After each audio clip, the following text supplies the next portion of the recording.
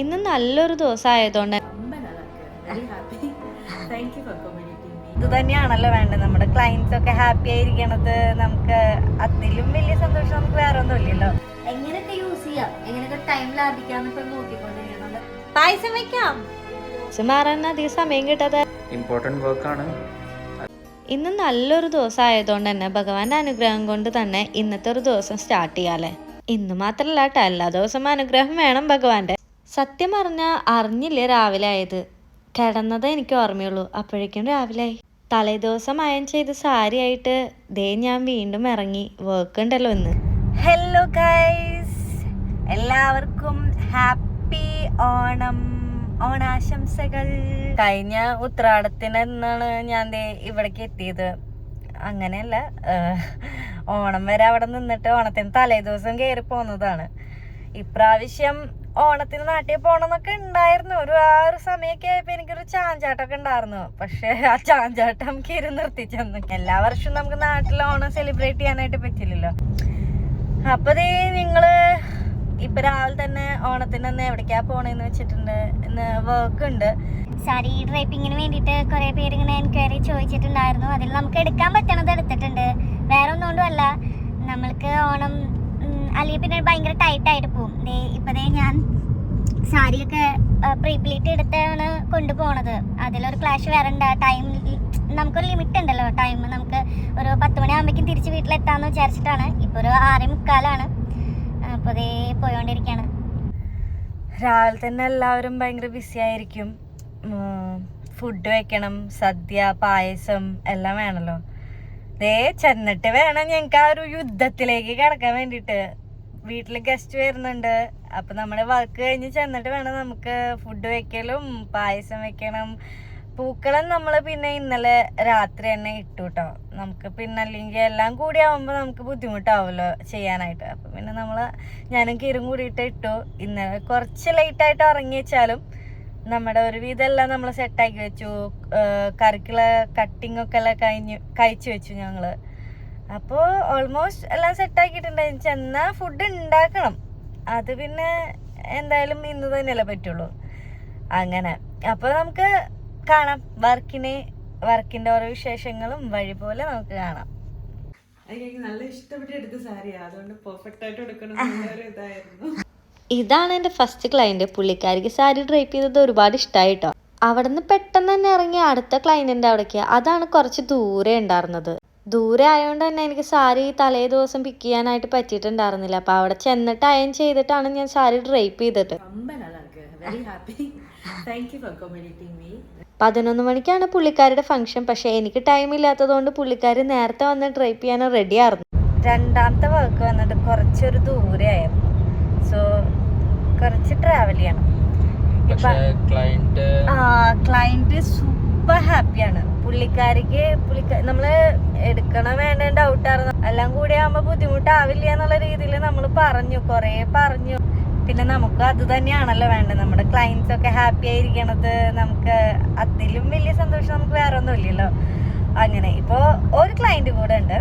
അപ്പോൾ പുള്ളിക്കാരിനെയും കൂടെ അടുത്ത് പോയിട്ട് നേരെ നമ്മൾ വീട്ടിലേക്ക് ഒരു 10 മണിയാകുമ്പോഴേക്കും നമ്മൾ വീട്ടിലേക്ക് എത്തും. അങ്ങനെ ഫൈനൽ ക്ലയന്റിനെയും കണ്ടു. അവിടെ നിന്നും ഡ്രൈപ്പ് ചെയ്തിട്ട് നമ്മൾ വേഗം തന്നെ ഇറങ്ങിട്ടോ. എനിക്ക് ചെറിയൊരു ടെൻഷൻ ഉണ്ടായിരുന്നതെന്ന് വെച്ചാൽ എല്ലാം കഴിഞ്ഞ് 10 മണിക്ക് നമുക്ക് വീട്ടിലെത്തിയാലേ ബാക്കി നമ്മുടെ വീട്ടിലെ ഫുഡും കാര്യങ്ങളൊക്കെ റെഡിയാക്കാനായിട്ട് പറ്റുള്ളൂ. നമ്മൾ പ്ലാൻ ചെയ്ത പോലെ 10 മണിക്കിനെ വീടെത്തണം എന്ന് പറഞ്ഞ് 10 മണിക്ക് വീടെത്തും ചെയ്തു. ഫുഡൊക്കെ സ്റ്റാർട്ട് ചെയ്യാൻ തുടങ്ങിട്ടോ. അപ്പൊ ദേ വീട്ടിലെ എത്തി. അതൊന്നും കാണിക്കാൻ പറ്റിയില്ല. ഓടി വന്നു, ഒന്ന് ഡ്രസ്സൊക്കെ മാറി ചേഞ്ച് ആയി സെറ്റായി ഫ്രഷ് ആയതിനു ശേഷം വന്ന് നേരെ കുക്കിങ്ങിലേക്ക് പോയി. ഇപ്പതേ 4 അടുപ്പുണ്ടെങ്കിൽ 4 എണ്ണത്തിലും ഞാൻ ഓരോന്ന് വെച്ചിട്ട് മാക്സിമം എങ്ങനെയൊക്കെ യൂസ് ചെയ്യാം, എങ്ങനെയൊക്കെ ടൈം ലാഭിക്കാന്ന് ഇപ്പൊ നോക്കിക്കൊണ്ടിരിക്കണം. നമ്മുടെ ഗസ്റ്റ് ഒക്കെ ഒരു 12:30 12:30 ആവുമ്പോ എത്തും. അപ്പൊ ഇപ്പൊ ഓൾമോസ്റ്റ് റെഡി ആയിട്ടുണ്ട്. ഇപ്പതേ ലാസ്റ്റ് മസാലക്കറിയാണ് ഉണ്ടാക്കിക്കൊണ്ടിരിക്കണം. ഇസ്റ്റു റെഡിയായി. ഇപ്പൊ മസാലക്കറിക്കുള്ള നാളികേരാണ് ഞങ്ങൾ വറുത്തോണ്ടിരിക്കണേ. ഇത് പിന്നെ പരിപ്പ് നെയ്യും. ഇനിയിപ്പോൾ ലാസ്റ്റ് ഈ സ്റ്റൂളിക്ക് കുറച്ചൊരു എണ്ണ ഇങ്ങനെ കൊടുക്കില്ലേ, ഒരു പച്ച വെളിച്ചെണ്ണ, അതും കൊടുത്തു. അപ്പോൾ ഓൾമോസ്റ്റ് റെഡി ആയിട്ടുണ്ട്. ബാക്കി ഫുള്ളായിട്ട് കാണിക്കാം. ബാക്കിയുള്ള ആൾക്കാര് ഡെക്കോറ. ഇവിടെ ചിന്നു അഞ്ചു എന്ന് പറഞ്ഞാൽ അഞ്ചു നിന്നെ ശരിക്കും മിസ് ചെയ്യുന്നു. അരുണും ചിന്നും ഫുൾ അടിയാ. പിന്നെ പറയാതിരിക്കാൻ വയ്യ, ഇവരോട് രണ്ടുപേരോട് ആകെ ഞാൻ പറഞ്ഞത് ഒന്ന് വീട് ഡെക്കോർ ചെയ്യാനാ, അതിലും ഇവരെ ഫുൾ അടിയായിരുന്നു. കുക്കിംഗ് എല്ലാം ദേ കഴിഞ്ഞു. ലാസ്റ്റ് ഐറ്റം പായസം. കുറച്ച് ആഡംബരമായിട്ട് പറഞ്ഞൊന്നുമില്ല. പായസം വെക്കാം, പാലട വെക്കണം എന്നാ വിചാരിച്ച, പക്ഷെ എന്തായാലും അത് നടക്കില്ല, സമയമില്ല.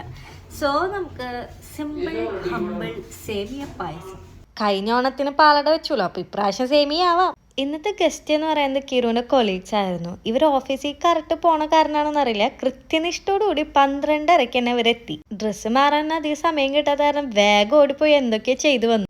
അങ്ങനെ എനിക്ക് ഏറ്റവും ബുദ്ധിമുട്ടുള്ള ഒരു പണിയാണ് ഈ ചോറ് വെക്കല്. ബാക്കി എല്ലാ ഫുഡും എനിക്ക് വെക്കാൻ ഒരു ബുദ്ധിമുട്ടില്ല, ചോറ് വെക്കാൻ 15 പേരുണ്ടായിരുന്നു. ഇവർക്ക് ചോറ് വെക്കാനുള്ള ബുദ്ധിമുട്ടാണ് എനിക്ക് ഉണ്ടായിരുന്നത്.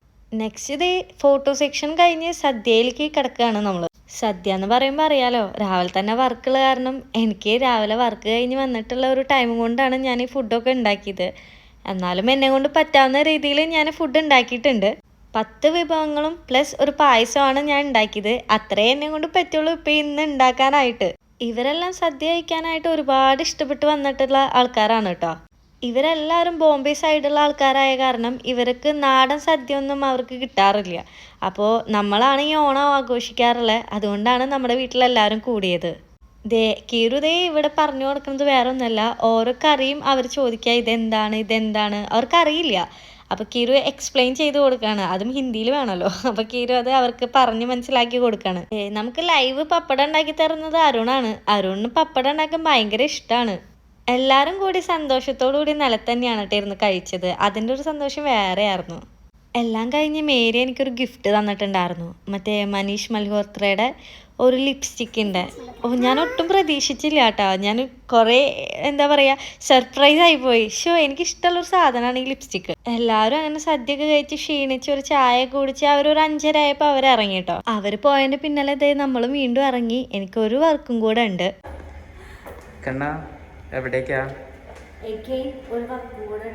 ഇപ്പോ? ഓണത്തിന്റെ ഫുൾ പ്രിപ്പറേഷൻ കഴിഞ്ഞിട്ട് ചത്തിരിക്കില്ലേ? ഓക്കെ, ഇമ്പോർട്ടൻറ്റ് വർക്കാണ്, അതുകൊണ്ടാവാം. അതെനിക്ക് അത്രയും ഇമ്പോർട്ടൻ്റ് ആയിട്ടുള്ളൊരു വർക്കാണിത്. എൻ്റെ ഫസ്റ്റ് സെലിബ്രിറ്റി വർക്കാണ്. സോ ഞാൻ കുറേ എക്സൈറ്റഡ് ആണ്. എനിക്ക് അറിയില്ല എൻ്റെ ഈ സന്തോഷം എന്താണെന്നുള്ളത്. അതുമാത്രമല്ല, അവരെൻ്റെ ഡ്രൈപ്പിംഗ് പേജിലേക്ക് അവരുടെ ഡയറക്റ്റ് മെസ്സേജ് കൂടിയാണ് വന്നത്. പക്ഷെ ഞാൻ ഈ ആരാണെന്നുള്ളത് എൻ്റെ അടുത്ത വീഡിയോയിൽ ഞാൻ പറയാം. അത് ചെറിയൊരു സർപ്രൈസ് ആവട്ടെ.